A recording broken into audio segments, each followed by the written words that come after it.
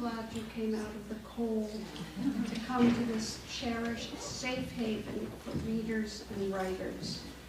And this evening, we're so very fortunate to have two women here who are exemplars of what reading and editing and writing is about. Adrienne Brodeur and Wein. Lauren is the editor of a wonderful book, Wild Game, My Mother, Her Lover, and Me. Adrienne has written a book, a memoir, that rings with the character development, detail, dialogue, suspense, plot of a 19th century novel, except for the subject matter. She has had a career, 20-year career in publishing, editing, writing.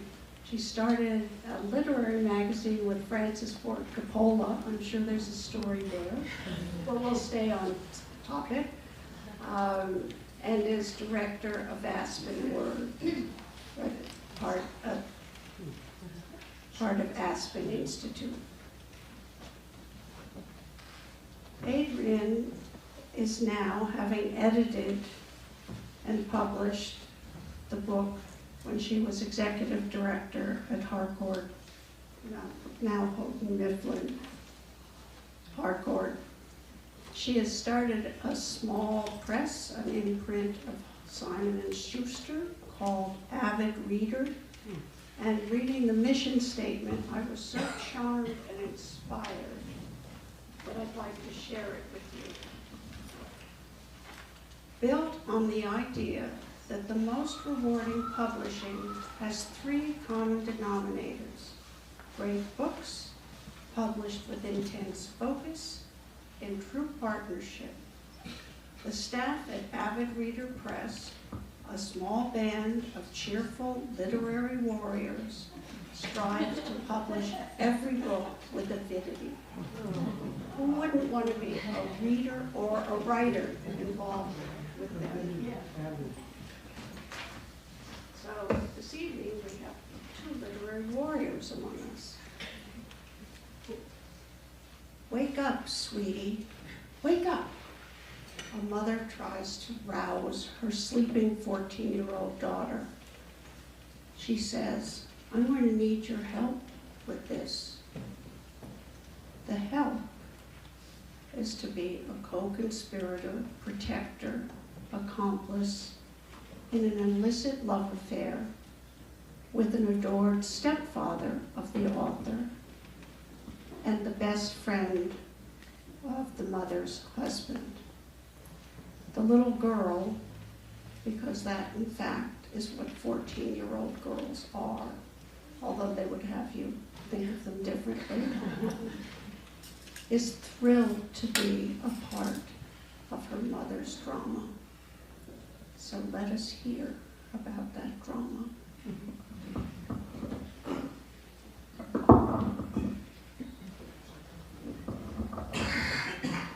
Thank you so much for the introduction. I did not write the Avid Reader mission statement, by the way. I'm happy to be participating in it, but those are not my words. I wish they were. Adrienne, will you start us off by reading us from the beginning of Wild Game, just to give everybody a sense of that kind of crucial first moment? Right, absolutely. And first of all, I just want to thank you all for coming tonight and braving the cold. And thank you to the Library Society for this gorgeous room, and to Corner Books for selling the books tonight, and to this woman right here who is was a good friend of mine before she became my editor, but who I'm so indebted to for her help and support and advocacy of this book from day one. So I will get right to it and read from the opening chapter. Wild Game essentially tells the story of my very complicated relationship with my mother, Malabar, And the opening scene, which we heard a little bit about, is this very pivotal moment in my life, arguably the most pivotal moment in my life. And I think the only things you need to know are that the year was 1980 and the setting was Cape Cod. We were at my mother's home, our family home on the Cape. And there had been, so the characters are my mother Malabar, her husband, my stepfather Charles, and then we had weekend guests, the Southers, Ben and Lily Souther. And I think that should do it. My nickname was and is Rennie. So when you hear Rennie, that's who they're talking about.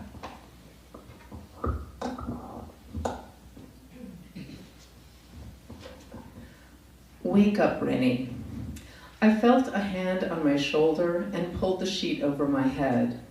Rennie, please. Even before I turned and saw her face, I could hear a peculiar quaver in my mother's whisper and smell the remnants of the Pinot Noir. Her voice sounded hesitant and desperate. The mattress sank where she lowered herself beside me, and my body stiffened against the depression. I kept my eyes shut and steadied my exhalations. Rennie! The whisper, more urgent now, still held an unfamiliar tremor. She pulled down the sheet. Please, wake up. At this, I opened my eyes. Malabar was in her nightgown, her hair mussed. I sat up.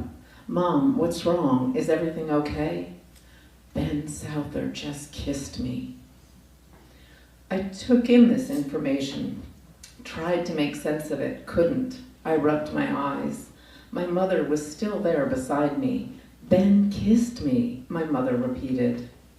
A noun, a verb, an object. Such a simple sentence, really, and yet I couldn't comprehend it. Why would Ben Souther kiss my mother? It wasn't that I was naive. I knew that people kiss people they weren't supposed to. My parents had not shielded me from stories of both of their transgressions during their marriage, and in this way I knew more about infidelity than most children. I was 4 when my parents broke up, 6 when my father remarried, 7 when that new marriage started to fall apart, and 8 when my mother was finally able to wed Charles, who'd been separated from, but still married to his first wife when they met.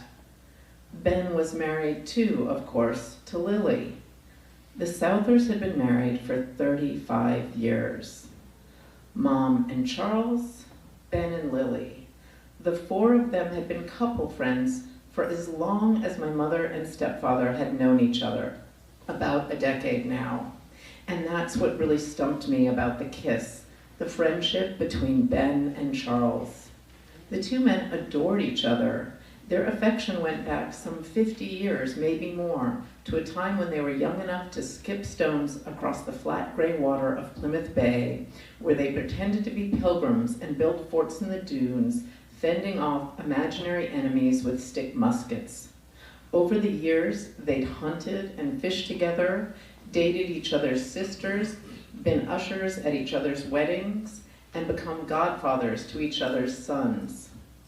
What do you mean Ben kissed you? Suddenly, I was fully awake. I pictured her slapping him in response. That was something my mother might do. What happened? We took a walk after dinner, just the 2 of us, and he pulled me into him like this. My mother crossed her arms around herself, simultaneously demonstrating Ben's caress and embracing its memory. Then she collapsed the rest of the way onto the bed, smiling, and stretched out alongside me. Apparently, there'd been no slap. I still can't believe it. Ben Souther kissed me, she said. What was it about her voice tonight? He kissed me, Rennie. There it was again, joy. A tone I hadn't heard from her since before Charles's strokes. Joy had fallen from the night sky and landed in my mother's voice. One kiss, the gleam and shine of it, what it might portend, had changed everything. And so, there was that.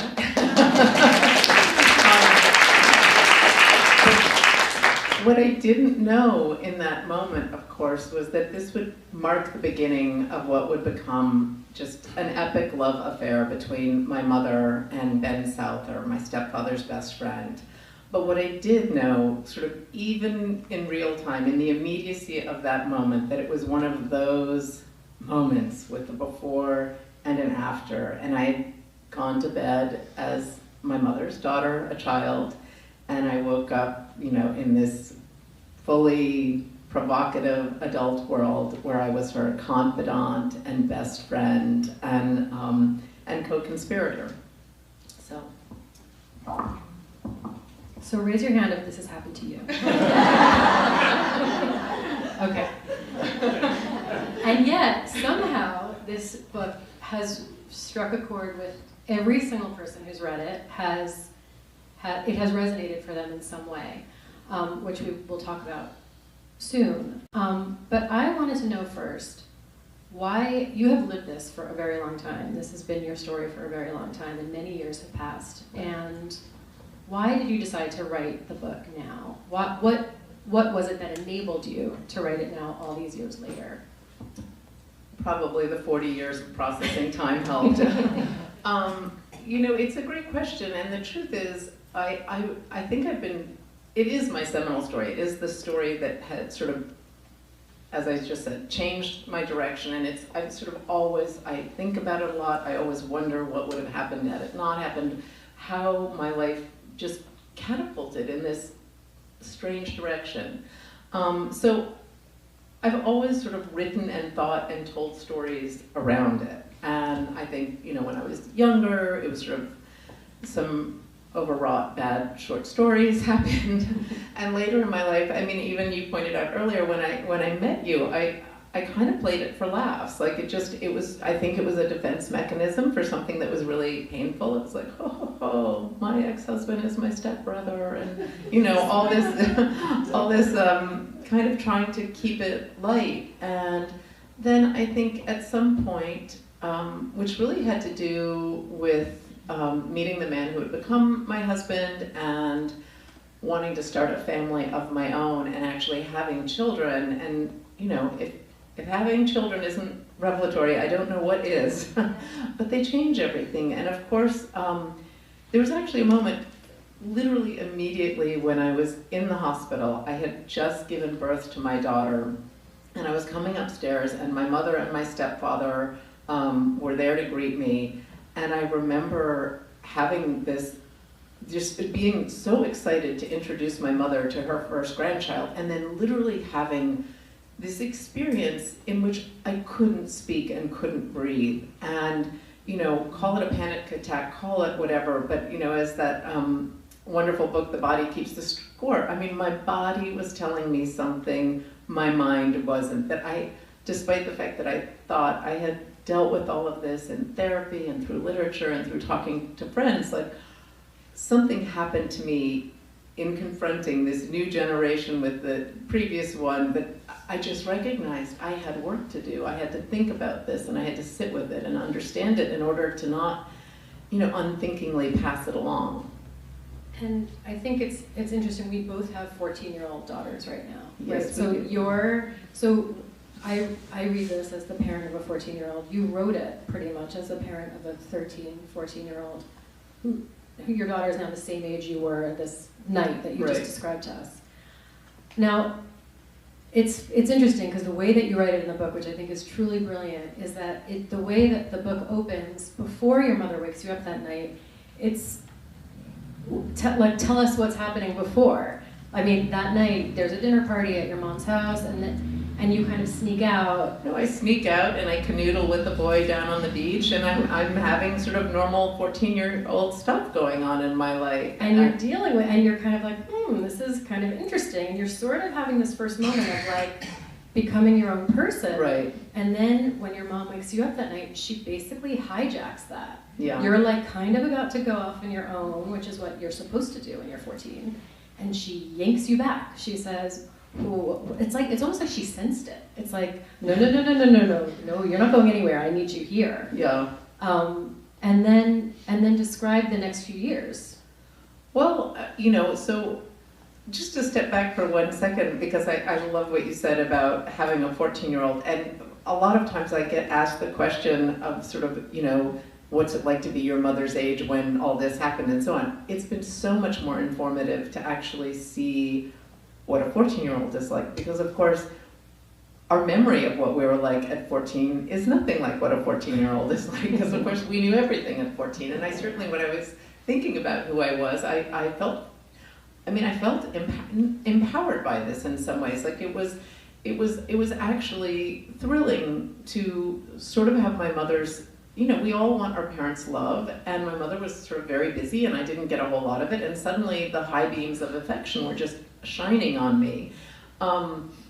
So that was thrilling, but I look at my own daughter and I see, you know, she's wonderful, she's intelligent and gracious and lovely and looks very mature, but I also like, oh my gosh, she's a child, she's really a kid. And that has been very helpful for me to really see and understand as I was writing this, because it's given me a lot more compassion for myself and who I was at that time. You know, because I've spent a lot of time also questioning not the early phases. I mean, I really, it's very easy to sort of separate, you know, I was the child, this was really inappropriate and so on. But the fact is, what was compelling about, for me to think about and write about, was why at these various stages along the way did I lean in when I should have leaned out? So I think we need, for people who haven't read the book, I think we need to give a little bit of context, which is that after your mom wakes you up that night and kind of says, I'm going to need your help, like she clearly wants to conduct this affair with her husband's best friend. Yeah. And she says, I need you. Yeah. And you kind of say, okay, and you sign on. I did. And tell us a little bit about the role you played in the ensuing months and years. So, you know, my mother was this very glamorous, charismatic woman. I mean, she in every way embodied her first name, Malabar. I mean, which is her real name. Which is her real name. When you first told me that, I was like, yeah. No, you can't use that. Nobody will believe it. Yeah, well, no, that's her name. She was born in India on Malabar Hill in Bombay, now Mumbai. I actually have often thought, which I wrote in the book, like, if she were Anne or Betty, like really, would this have all worked out this way? But so she was also, you know, this extraordinary cook. So that's one of the things I remember most. She was this extraordinary cook. She had a food column. She wrote cookbooks. Every meal was a test recipe for us. My whole childhood was just with these really incredible meals. I longed for McDonald's. I did not get McDonald's. But so when I'm going to just go in a little bit to the title in order to get us to my role, but so as this affair progressed, you know, they fell deeply in love, and they were constantly trying to figure out how to spend time together. And they were couple friends. My mom and Charles were great couple friends with Ben and Lily. And so it was in that way sort of weirdly one of these affairs that was carried out in plain view. And so my mother was the cook, and one way that they figured they could spend more time together was to do a cookbook together, because Ben, of course, was a recreational hunter and fisherman. So they did a wild game cookbook together, and it also just was a very perfect title for what was going on. But so originally, you know, Ben would sort of come to the cave, Ben and Lily, you know, toting some hunk of meat, whether that was boar or venison or something more exotic that he found somewhere. He literally once hit a squirrel on the way to us, and that was cooked up as well. So they would have these meals, and my role initially, well, one thing I haven't said is that both of their spouses, my stepfather and Ben's wife, they were in poor health. I mean, they were physically frail for different reasons. But my role was to suggest taking a walk to everyone after dinner. And of course, Ben and Lily would say, Charles and Lily would say, you know, no. And I would go out with them. And it just looked so innocent, right? You know, I was a 13, 14-year-old young chaperone. And we would skip out the door and up Tonsett Road, and I would peel off and they would spend time together. So that was sort of my major role initially. And then, you know, by the time I went off to college and stuff, it was more just sort of being a constant, you know, person on the phone. What should I do now? Hearing the problems. You know, when there were close calls, she would just tell me what was worrying her or not. And I would try to pull back, but I would just get swept back in. The way that I've often come to think about the book is that it's almost like you were living your mother's dream, and then at a certain point you woke up from it, and you thought, God, what just happened? Yeah. And where did all those years go? And what do I want? And who am I? Right. So tell me how that happened. Okay. No biggie. What? No biggie. You know, just. So when I got most embroiled, I'm just gonna cut right to this. Not too much backstory. When I got most embroiled was my stepfather had died.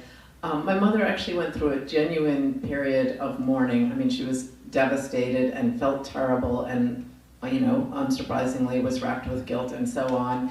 And then she was still having the affair with Ben at the time. I think it was ongoing on some level, but she was. I don't know the details of how much there was. You know, they were seeing each other at that point in time. Also because the very balance of it had changed. They were. She was a third wheel now. They weren't really having the dinners in the same way, and so on. In any case, about a year after Charles died, my mother sort of constructed a family vacation that we would have with the Southers. And so it was going to be on this island in the Caribbean, Harbor Island, and they rented a big house, and lots of extended family were all coming. And my mother and I arrived first with Ben and Lily Souther, and their son, who I'd never met, who lived in California, came in the first tranche, really, and you will be shocked to know that I fell in love with my mother's lover's son.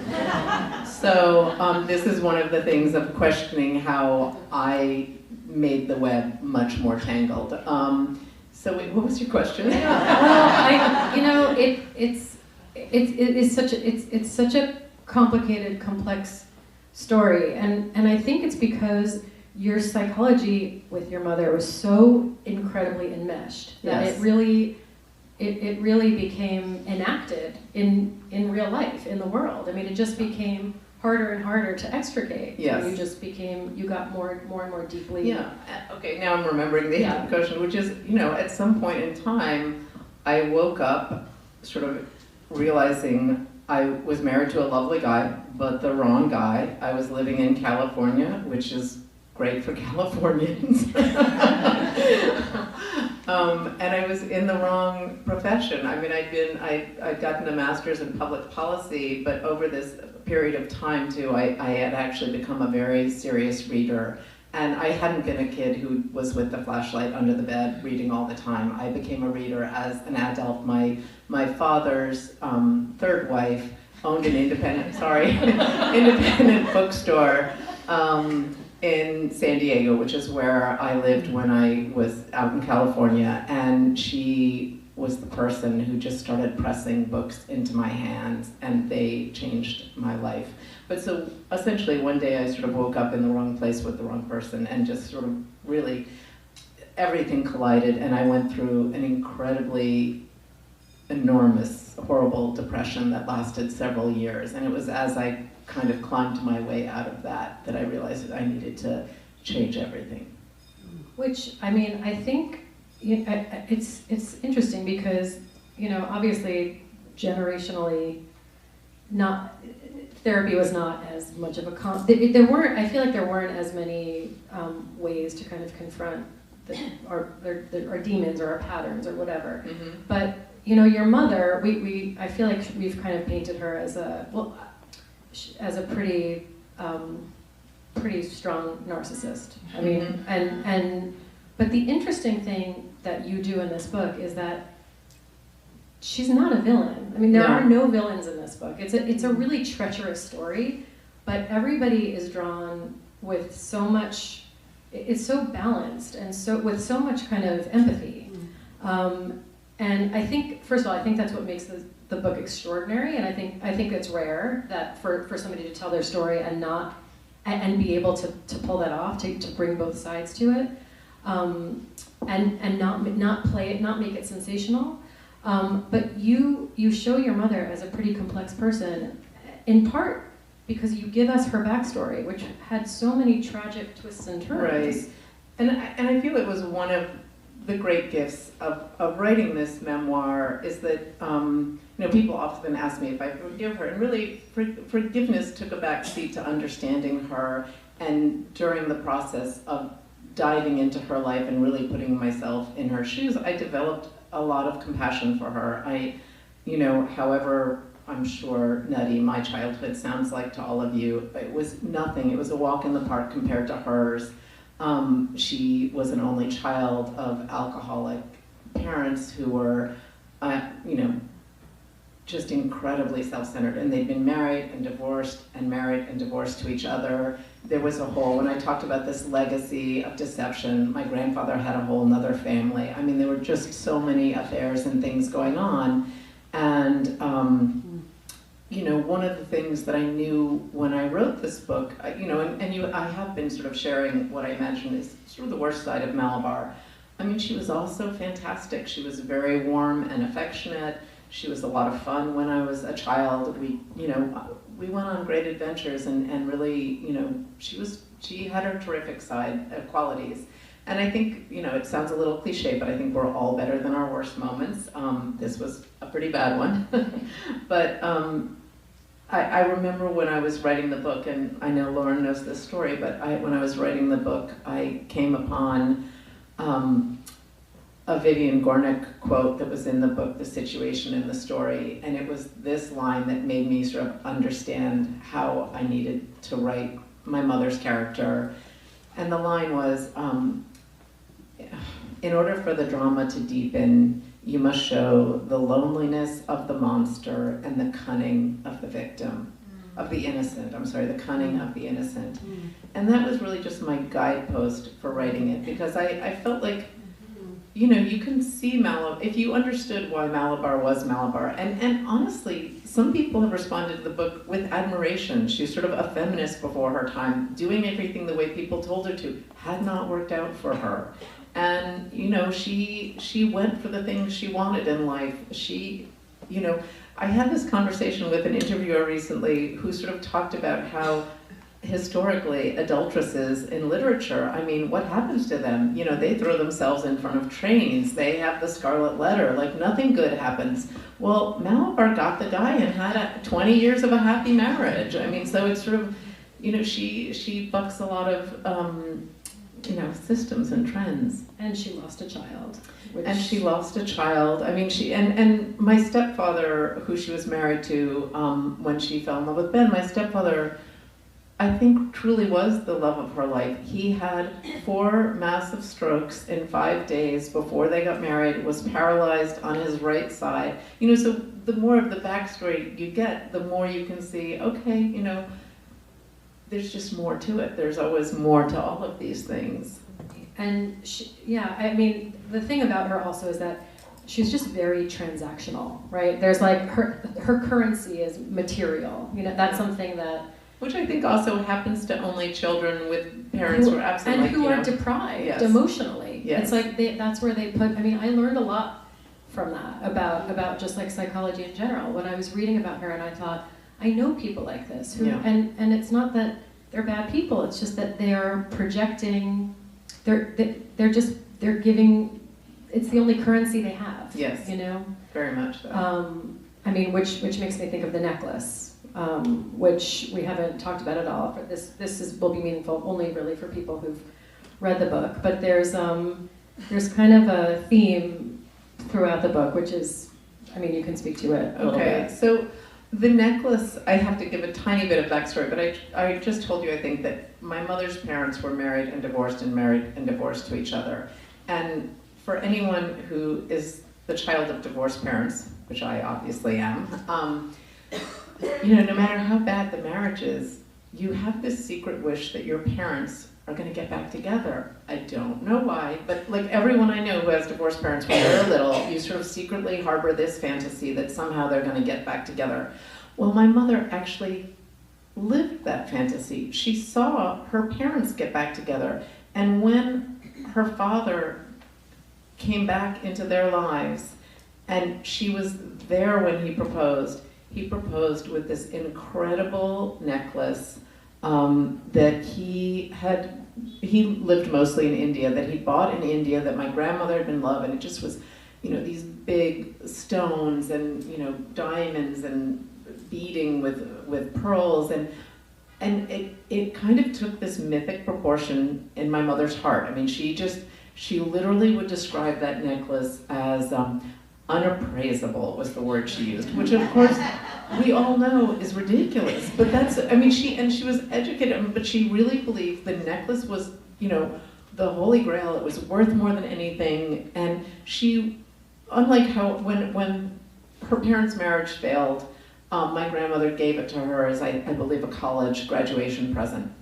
My mother, my entire life, wanted to give the necklace to me, tried to give the necklace to me, would say, if you're very good, you'll get the necklace. And then would be like, but I really should leave it to a museum, it's so valuable, it's so this, but I will give it to you. I'll let you wear it at your wedding. And it would go back and forth and back and forth and back and forth. And so... Well, no, I mean, I was just thinking, like, there's a few pivotal moments in the book involving... the one with at the wedding? But I just found that so moving. We were talking about it before. And so your mother basically says, you will wear this necklace at your wedding. She said I could wear the necklace at the wedding, and I actually got this, this collar-style dress so that I could, handle this necklace, which really is so much more for Malabar than me. I've never worn the necklace. I would always feel like I was sort of, in my a 5-year-old in your mother's high heels wearing it. But, I was going to wear it to my wedding. And what you need to know is right before the wedding, in spectacular timing, Lily found out about the affair that had been going on for 10 years. So then she also has to understand that her son is about to marry, the evil woman's daughter.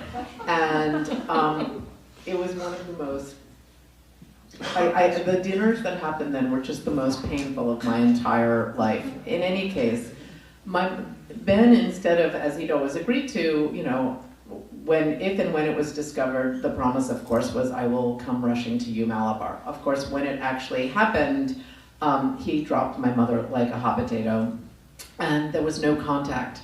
And my mother obviously was beside herself in incredible pain and missing him and longing for him. And the only time she was going to see him, the next time she was going to see him, was at this wedding. And so it became more her wedding than my wedding. And when I came home beforehand, and she was depressed and just in terrible shape, but she was also getting invigorated by the idea that she was going to be seeing him soon, that she had this one chance to kind of win him back. And we were up in her bedroom talking about the dresses, mine and hers, and she was showing me this fabric that she bought and this beautiful dress she was going to make, and the necklace, which I hadn't seen in years, was sort of open. This purple case was open and sparkling on the bed. And she said, and this will be the pièce de résistance. And she put it up to her neck. And I realized in that moment that she was going to wear the necklace at my wedding. And this, I remember this in the editorial process so clearly, where I was like, and this is where you get outraged, and this is where you stand up to her, right? And I was like, I wish. No, you were just like, no, she needed to wear the necklace. No, and this was something no one could understand, and everyone to this day is like, weren't you mad? I mean, I'm mad now. I understand, like, I can relate to everything you guys are thinking. Like, of course, it's horrible, and I should have been mad, but at the time, I was still so much a part of her. I still saw the world, like, through my mother's eyes. that I thought, hey, I'm gonna marry this nice guy, my life is good, I've got a pretty dress, like, it all seemed okay with me, and she had so much more at stake, and I was like, yeah, of course she needs the necklace, I don't need the necklace. We were so deep in this in this process, and I did not understand that yet because you were like a little more angry. I was like, you gotta be angry here. You were angry, and you were like, it's a memoir. No, have to tell the truth. It comes when it comes, but Yes. it really had not come yet. So it was really a learning process for me because I think you really did kind of work this through in real time. Yes. In the writing of the book. I think in some Yeah. ways there were moments where you had to push yourself to feel something that you didn't want to feel because it's very painful. True. We have to talk about it. Okay. But no, I was just thinking that my favorite memoirs, I think most of I think a lot, not even just memoirs, fiction too. I think the most interesting story out there is the story of individuation and the story of anybody who is just trying to become themselves. I mean, everybody's born into a family. Everybody has to find themselves within the family, and then they kind of have to figure out who they are outside of the family. You had a particularly challenging set of coordinates to deal with. And I think that your children are going to have an easier time of it, I imagine, because you've done a lot of that work. I mean,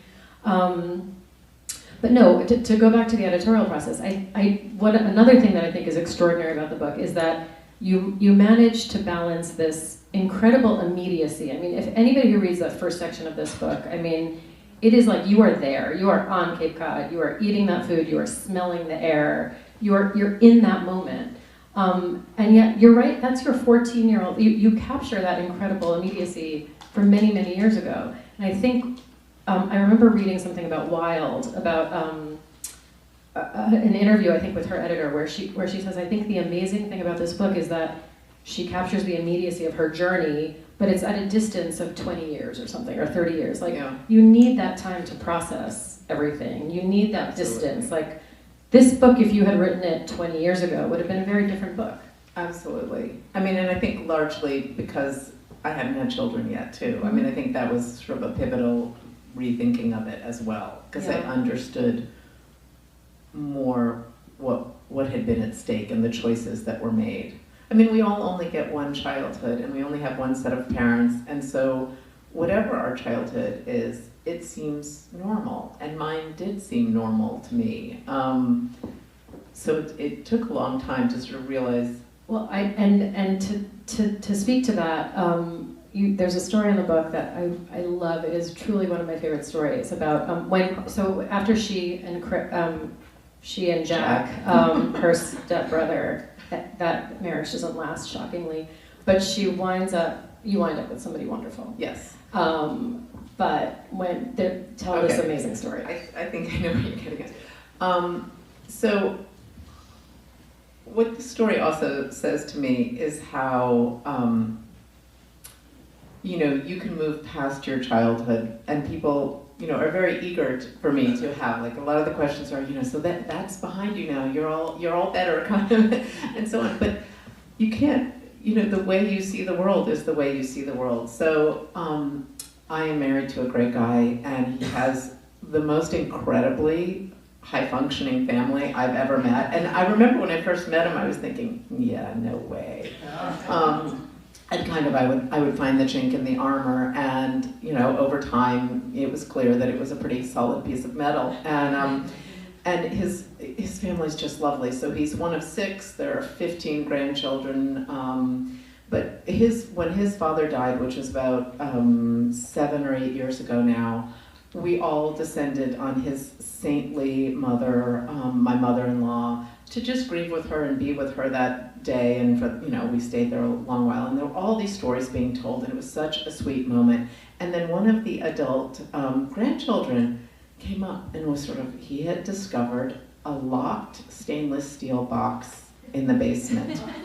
So my husband and my husband's entire family smile. They were like delighted that there was a locked box.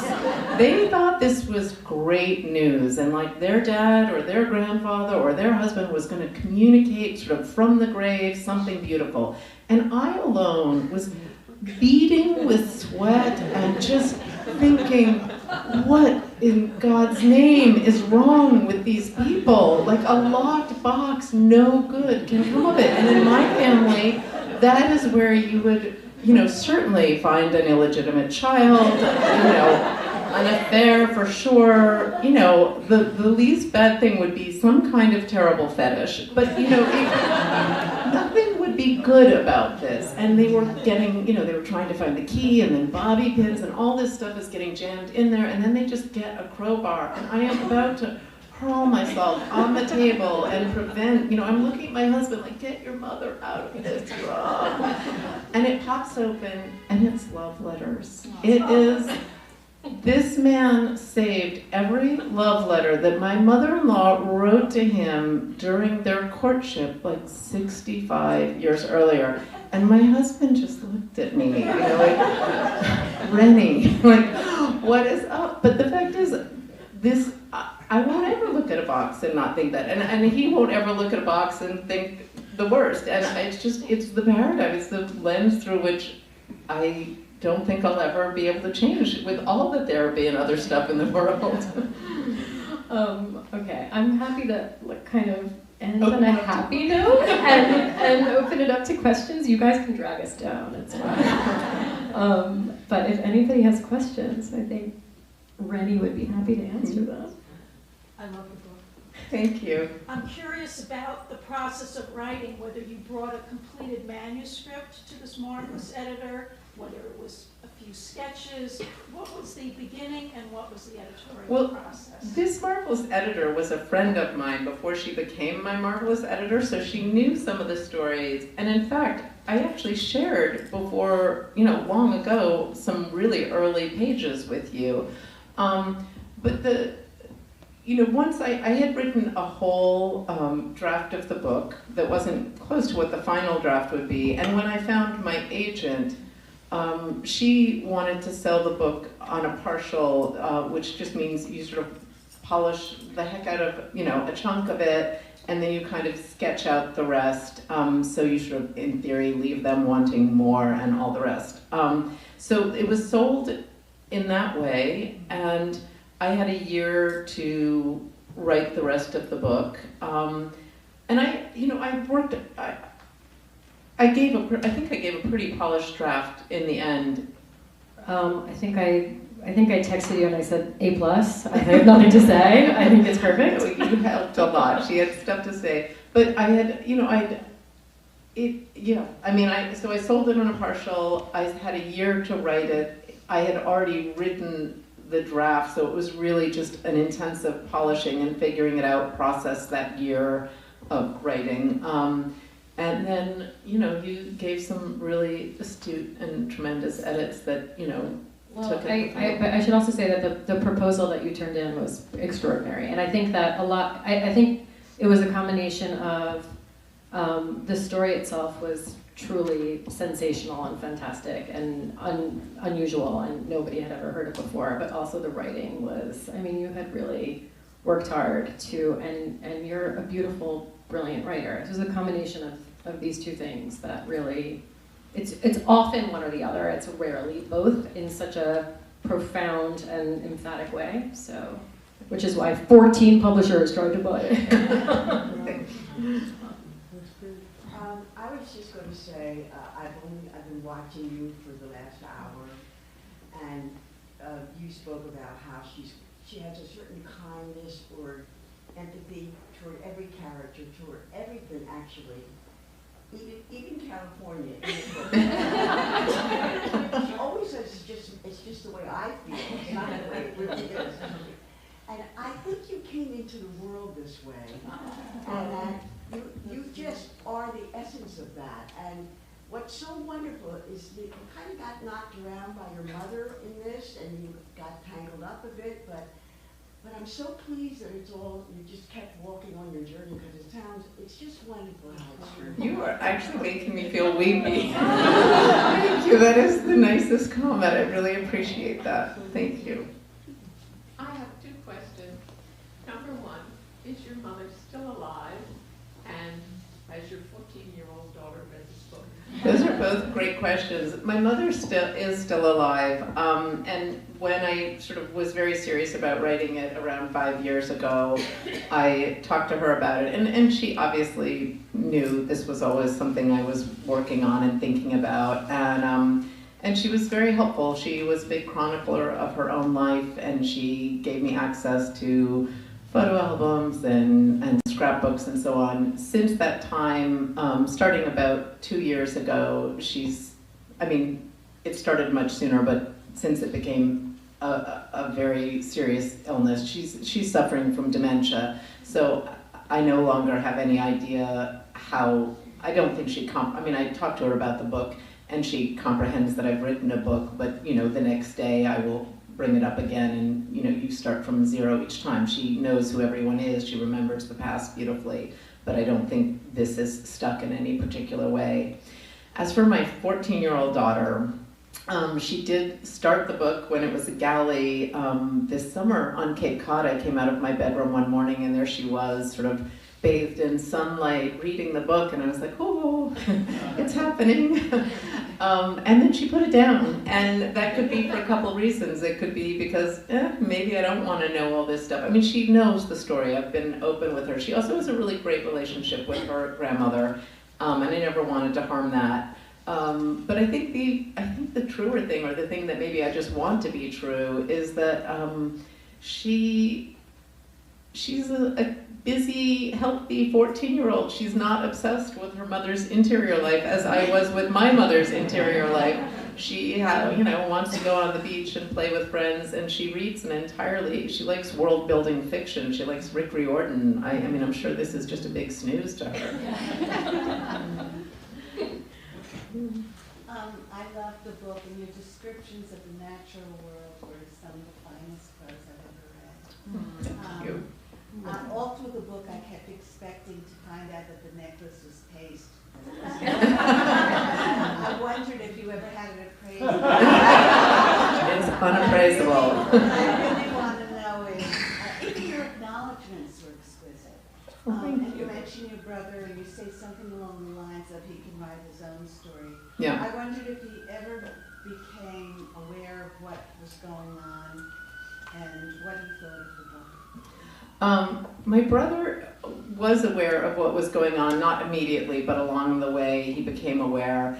And the book tells a very specific story about one deception and sort of its repercussions. It was a family that had a lot of secrets and lies, and so he was involved with some, I was involved with some, and I think in that way, we never really trusted each other a whole lot. We do not have a great relationship.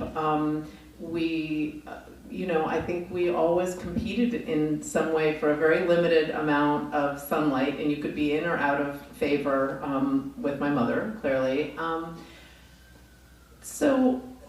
If there's an upside, I think somehow we've both managed to have very productive, and we're both in careers we really love, and we've been successful in those careers. This is the astonishing point, we both married super emotionally intelligent people. That is really just, they're really incredible. And even though we haven't worked it all out in our generation, we've created space that our children are best friends. So the three of them are like the three musketeers, and they adore each other, and so we've done all right. But it is a complicated relationship.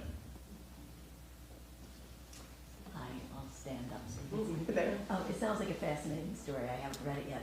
But the question, I was struck when you said that some of the women are saying that your mother was a true feminist, or was a feminist because she went out to get what was important to her. And I certainly don't have an argument with that, but what I do wonder is, when does that come a point where she needed to sabotage her daughter her daughter's life in order to have a life that she Right. wanted? And did you consider that, and, you know, just this general idea of what price do we pay in order to get things that we want in life? Right. No, I mean, absolutely, I considered all of that, and I think, you know, my mother grew up my mother was born in 1931. It was a very different generation, and she was also thwarted in her career as well. Sorry, I can't quite see you. Hi. So I mean, this is a woman who should have been a businesswoman. She was dying to go into her father's firm. That was absolutely like not gonna happen. So she had to go sort of do these more traditional routes of writing and cooking and, you know, things that women could do more easily. And, you know, my mother certainly wouldn't have described herself as a feminist, by the way. But I think, you know, I do think in some ways she took herself seriously and put herself out there. I think that was sort of, that's been what people are trying to say, not sort of at the cost of this. I mean, clearly, you know, those decisions are sort of separate from feminism. Those are just bad decisions. Well, I think there's such thing as like a healthy narcissism, and then there's such thing as like a toxic narcissism. And I think she wanted what she wanted, and at a time when I think women weren't really allowed to want things. No, you weren't supposed to, for sure. Yeah. And I just realized I didn't answer the second part of your question, or the first part of your question, which is, although I haven't had the necklace officially appraised, I did send a picture several years ago to the antiquities specialist at Christie's, and it is a beautiful necklace. It is not what my mother thinks it is. My children will not be going to college based on the proceeds of this necklace, unfortunately, but it's a very nice piece that I will never wear. Yeah, I wonder if you could, you talked about when you had your daughter in the hospital and you realized that maybe in the old and new generation you wanted to do something differently. And if you could talk more specifically about some of the things that you did differently with your daughter. Yeah. I think a lot of, I mean, the most basic thing is, I think, you know, we all live in reaction to what we grew up with in some ways. You know what you want to celebrate and do, and you know the things you want to do very differently. So I think I have a pretty hard line of being her parent and not her friend. And it is actually hard because you know, especially now that she's 14 and I'm seeing more of it, you know, you get into these little girlfriendy talks, and she's giving me makeup tips and telling me, you know, this or that, and, you know, about a boy she likes or something. And it's not that I'm ever tempted to, but, you know, it does feel very chummy sometimes. And so it's really, you know, it's an effort to sort of always maintain a certain boundary. I hope very much to be her great friend when she's an adult, for sure. I think there was that. I think the other biggie for me is I feel like what my mother didn't receive as a child and what I didn't receive as a child is kind of an understanding of, you know, sort of a self-awareness. Like this, you know, we all, within our children, we see that they have great strengths and great weaknesses, and it's really helpful to let them know, you know, your issue is this, or you do this so well, but, you know, you have to be careful of, you know, I don't know what it might be, your tendency to fudge things, or, you know, and I think that's knowing yourself and having an adult or a parent help you to see yourself and to support you in all aspects of yourself. I think that's really important, and I enjoy having those kinds of discussions with my children. Judy. Hi there. I'm curious what you figured out in writing the book. What part were you became more apparent in the actual writing? If that's a fair question. We came to Okay, the question was, what did I learn writing the book and what became more apparent? And I think one of the things that's hard is actually separating out what I learned in life, what I, you know, through the 40 years of processing in the actual writing. I think what writing does so beautifully is it helps organize your thoughts. It helps me know what I think about something so that, you know, you can tell a story, but, you know, in memoir you're also,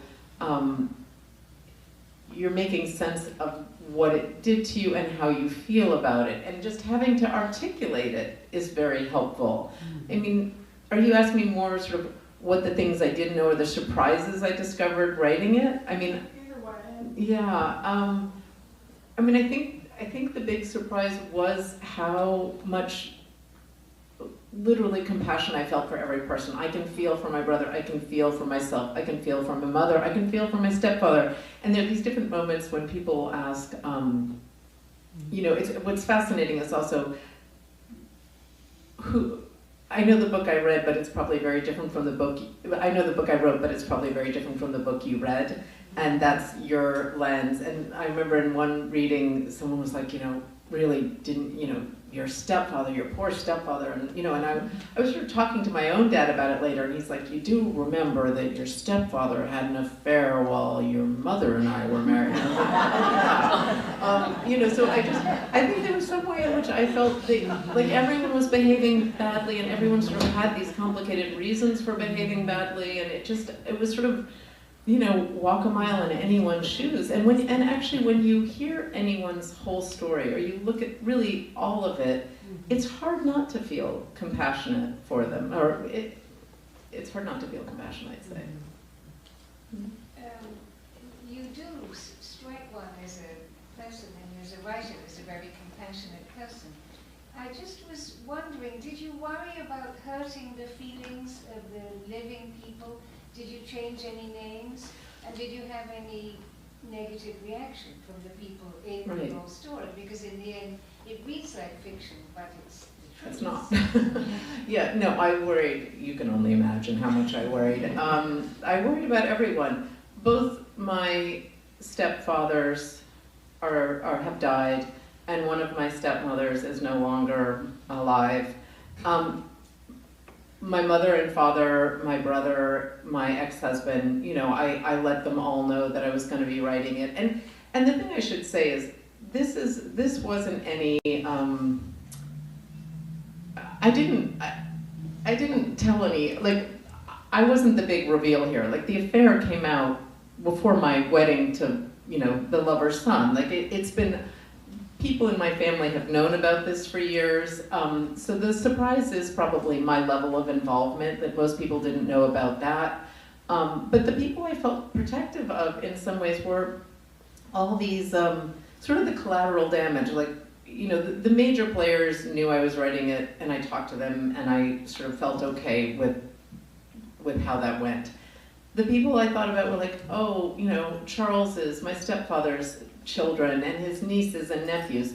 So in that way, I did use, the only real names I used, I was planning originally just to use my mother, Malabar, and my real name, and everyone else had a pseudonym. In the end, I kept my father's name just because he's a living writer, and it just felt, it felt funny not to. But also, I understand in this age, you know, any one of you could Google me and within 2 minutes figure out who those men were and so on. So it's more just the idea that, you know, if some niece or nephew, it'd just be easier to read without sort of having the whole full name there. But Lauren and I talked about this before the book published. I was like, should I be using the real names or not? And you know, you sort of said it really, people do it all sorts of ways, and however you feel most comfortable. I think it also allowed me, it made it, the writing, easier for me, because I wasn't worried about hurting the feelings in the same way. Like, it made the truth-telling part of it easier, and I really didn't want to settle any scores or be unfair to anyone, but I did want to tell the truth. And for some reason, you know, Charles being Charles and not his actual name made it easier for me to write about him. I could have at the end done one of those find and replace, but I didn't. Marcia. I'm curious about the point of transgression. Obviously, in that moment, you had no choice but to collude with your mother, you know, because you were 14 years Right. old, and all the emotional, you know, landscape around that. Right. Have you ever thought about what would have happened if you said absolutely no? Well, you know what I thought more than that is that I think my daughter would just say absolutely no. And I'm kind of like, God, she's so, because like every now and and then she'll be talking about something, and I'll, like some friend, and I'll say, "Oh, who's that?" And she's like, "I'm not telling you, Mom." And I was like, those words would have never come out of my mouth. I'd be like, That's because she has boundaries, I and know. so do you. I know. So thumbs up. So I mean, she I would haven't- have had the affair, for sure, No, no matter what. she would have, but also it wasn't, I think it sort of seems more like this, I signed on to be her co-conspirator, which I didn't. She told me this, and then it was like, oh, okay. It was a very gradual process, and it was like hearing this exciting story and getting a little more involved. It wasn't like, are you willing to do this, this, this, and this? So it kind of crept up, and it's hindsight that made me use the term co-conspirator, which really I did start coming up with ideas and how to help, and why this is a good reason you might be there at that hour. And, but it certainly didn't start that way. And it also, it was, I said it already, but it was thrilling. It was so exciting to be so close to her and to be part of something that was so important to her. And I actually sort of felt like I was, I really confused that my mother and I weren't kind of in love or something. I mean, that sounds a little weird. I didn't mean that. But it was such an intense bonding moment. Yeah, yeah, I mean, that all makes sense. I just really wonder if none of that had happened, what your relationship with your mother might have been. And you don't even have to. I don't, but yeah. It's very curious. Yeah. What the dynamic would have been had that not happened. Yeah. Maybe not as good in a way. I mean, I actually haven't thought that much about that. But- Yes, hey there. You've spent your career working on behalf of authors and publishing and promoting other people's work. How does it feel to be finally the author? It's terrifying sometimes. It's been great. It actually feels, I just feel so buoyed by the whole experience. For as much anxiety and terror that preceded it, and coming out with a story that, even when it's not as personal as this one, any writer, and I feel like I've held the hand of so many writers crossing this threshold, just to tell your story publicly and kind of put it out there and then wait for people's reaction. It's really hard, and it's very public. Reviews are very public, and now everyone can sort of review you everywhere, and it's actually, I think I was so scared about, I guess obviously being judged or something, but the thing I didn't expect was how many people, I didn't expect at all people to be like, this helped me, this is so relevant, and people wanting to tell me their stories. I thought I might get, this is a lovely book or something, well written, but I didn't expect it to start a conversation quite the way it has, and how many people have written to me and wanted, just to share, similar, not necessarily similar as in like my story, but like stories. One more question? You mentioned that if you'd written this book 20 years ago, it would have been a very different book. And I'm just curious what the differences are and what might have transpired between that period and now that would have made it a different book. Well, I think, one thing was just developing my writing chops. I just don't think it would have been good, because I don't think I would have been as good a writer. But I think I probably I would have been angrier and more emotionally, kind of determined that, this bad thing happened and I was, I think I can't say because I didn't do it, or I certainly didn't do it successfully then, but I think, there just was a certain amount of stewing and processing and development that happened, and I don't want to beat the horse, but, the having children just sort of changing everything and sort of understanding, this importance of legacy, and that became a whole other angle to it, which I hadn't even understood before. I would have told a very, I think, much more basic story of events and not of this bigger picture. Yeah. Right. Thank you so much.